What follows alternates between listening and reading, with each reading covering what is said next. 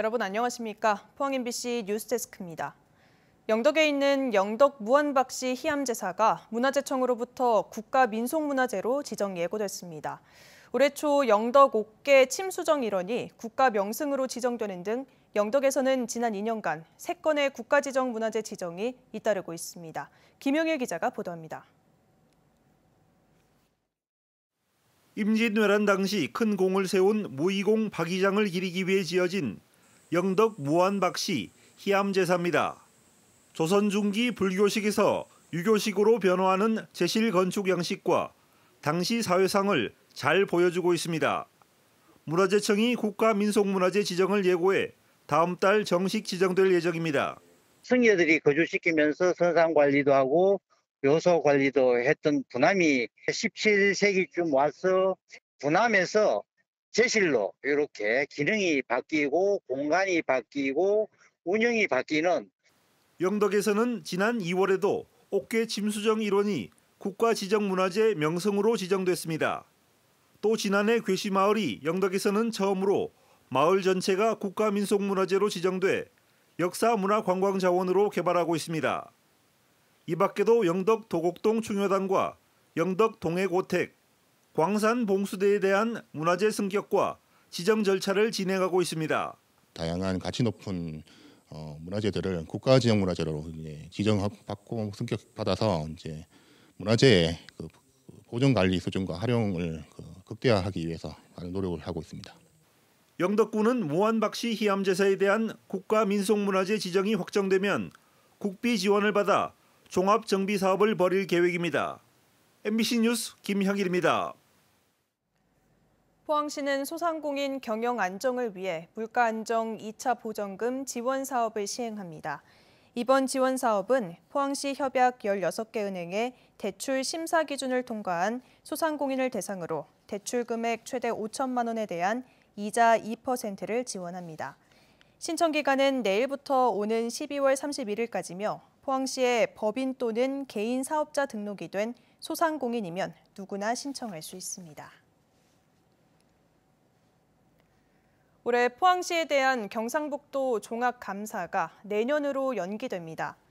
경상북도는 포항시가 태풍 흰남노 피해 복구에 전념할 수 있도록 다음 달 예정된 종합감사를 내년으로 연기한다고 밝혔습니다. 경상북도 종합감사는 도내 시군 운영에 대한 위법과 부당 사항 등의 문제점을 점검하며 통상 3년마다 실시하고 있습니다. 지역에서 영해만대교 건설과 함께 가장 공을 들여온 사업이 바로 호미반도 국가해양정원 조성인데요.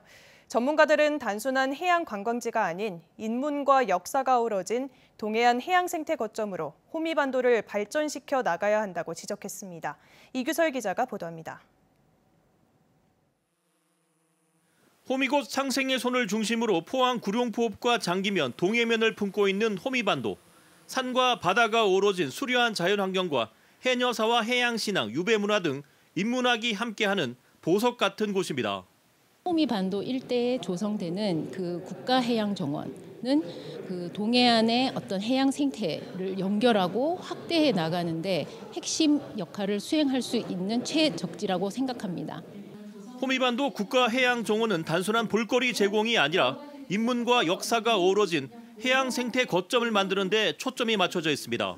내년부터 5년간 국비 1,200억 원과 지방비 530억 원 등 모두 1,730억 원을 투자해 동해면 연호랑 세원여 테마공원 내에는 국립어린이해양생태관, 구룡포 과메기 문화관에는 환동의 해녀문화원, 호미곶 독수리바위 일원에는 다이버들의 천국이 될 해중생태정원, 호미곶 비치돔 인근에는 해양정원센터가 들어설 계획입니다. 특히 개바다마을 군락지를 중심으로 다양한 바다 생물이 서식하고 있는 호미곶 앞바다 일부 지역을 해양생태계 보호구역으로 지정해 생물 다양성 보존에 적극 나서게 됩니다. 앞으로 포항을 중심으로 한 호미반도, 이것은 아마 영일만 대교하고 연계해서 새로운 한동해 생태 관광의 어떤 그런 100년 대계를 만드는 일이기 때문에 굉장히 시급하고 중요하다고 봅니다. 경북도와 포항시는 지난 2020년부터 호미반도 국가해양정원 조성에 공을 들였습니다. 지난달에 기재부 예비 타당성 조사 신청을 마쳤으며 최종 사업 선정 여부는 이르면 10월 말쯤 결정될 것으로 보입니다. MBC 뉴스 이규설입니다. 울진군은 지역경제 활성화를 위해 민선 8기 울진형 일자리 창출 사업을 선정해 추진합니다. 울진형 일자리 사업으로 원자력 수소 국가산업단지 및 오션 리조트 조성을 통한 기업 투자 유치를 확대하고 지역 농산물 맞춤형 유통 시스템을 구축해 파생 산업도 개발할 계획입니다. 또 지역 재생을 위한 산불 피해 복구 사업을 통해 고용을 창출하고 농어촌 고령화를 위한 공동 영농 대행 모델을 개발하겠다고 밝혔습니다. 요즘 대학의 가장 큰 고민거리는 신입생 선발입니다. 현재 진행되고 있는 2023학년도 입시의 충원률을 높이기 위해 대부분 지역 대학이 정원을 줄였는데요. 그런데도 무더기 미달 사태가 전망되고 있습니다. 보도에 조재한 기자입니다. 대구와 경북대학들은 수시 모집에서 대체로 4점에서 6점대의 평균 경쟁률을 기록했습니다. 수시 원서를 6장까지 쓸 수 있어 단순히 계산하면 6대 1은 넘어야 정원을 채울 수 있습니다. 여기에다 수도권 대학 추가 합격에 따른 이탈까지 감안해야 해 지역대 대부분이 무더기 미달을 걱정하고 있습니다. 일부 대학은 입학 정원을 지난해보다 10% 이상 크게 줄이고도 경쟁률은 나아지지 않았습니다. 평소 때 모집이 잘 안 돼서 인원을 많이 줄인 학과들도 있고 좀 많이 바꾼 학과도 있고 그런데 크게 나아진 건 아닙니다. 사실은 인원을 줄였기 때문에 경쟁률이 그 정도 나온 것이지. 수시 지원에서는 특정 계열 쏠림이 더 심화됐습니다. 의학 계열은 대학마다 수십 대 1, 특히 논술 전형은 300대 1에 육박했습니다. 다른 계열은 그만큼 평균 경쟁률보다 더 낮아집니다. 인문, 사회 계열, 공과 계열 이런 거에 대한 경쟁률이 사실 그게 고민입니다. 각 대학교. 그래서 6대 1을 넘었다 하더라도 의대 약대의 그 많은 수가 총 경쟁률에 이제 이렇게 나타내는데 포함되어 있기 때문에. 수시에서 뽑지 못한 인원은 수능이 끝나고 정시에 포함해 뽑지만 정시 역시 인기 학과와 수도권 쏠림 현상 극복은 쉽지 않아 보여 지역대마다 무더기 미달 사태와 존립 위기감이 확산하고 있습니다. MBC 뉴스 조재환입니다. 포항시 남북구 보건소는 오는 5일부터 내년 4월 30일까지 독감 예방접종을 실시합니다. 이번 예방접종 대상은 생후 6개월부터 만 13세 이하 어린이와 임신부, 65세 이상 어르신이며 5일부터 어린이와 임신부, 12일부터는 75세 이상 어르신부터 연령대별로 접종을 실시합니다. 예방접종은 지정된 병의원에서 실시하며 위탁 의료기관은 남북구 보건소 홈페이지에서 확인할 수 있습니다. 경주시가 화훼 농가를 집중 육성하면서 재배 농가와 생산량이 크게 늘고 자급률도 높아진 것으로 나타났습니다. 지난 2019년 한 곳이던 경주 화훼 농가는 올해 8곳으로 늘었고 재배 면적은 1헥타르로 10배 증가했으며 지역 생산 화훼를 모두 경주시에 납품하면서 자급률도 48%까지 높아졌습니다. 경주시는 올해 화훼 재배 면적을 2헥타르까지 확대하고 계약 재배와 유통 기반 조성을 통해 화훼 자급률을 70%까지 높일 계획입니다. 경북 동해안은 내일 밤까지 비가 내리겠습니다. 예상 강수량은 5에서 60mm 정도입니다. 비가 그친 뒤에는 기온이 뚝 떨어지며 쌀쌀해지겠습니다. 조주경 기상캐스터입니다.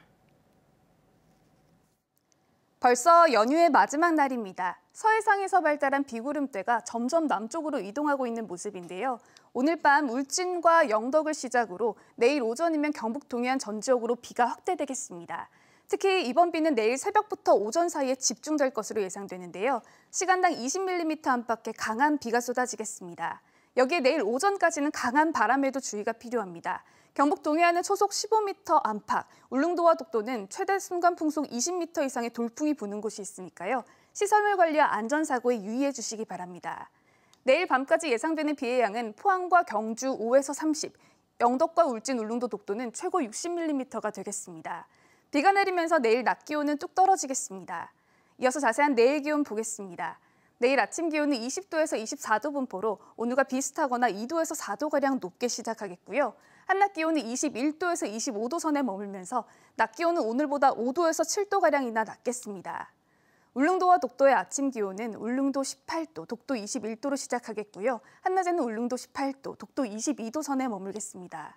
동해바다의 물결은 최고 5m로 매우 높게 일겠습니다. 내일 비가 그치고 난 후 기온이 뚝 떨어지겠는데요. 화요일 포항의 한낮 기온이 24도로 예상되지만 수요일에는 19도까지 내려가겠습니다. 날씨였습니다.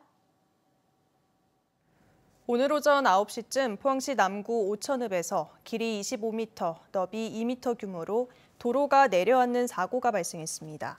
이 사고로 수해 복구 작업을 위해 이동하던 15톤 트럭이 전복됐지만 운전자가 대피해 다행히 다친 사람은 없었습니다.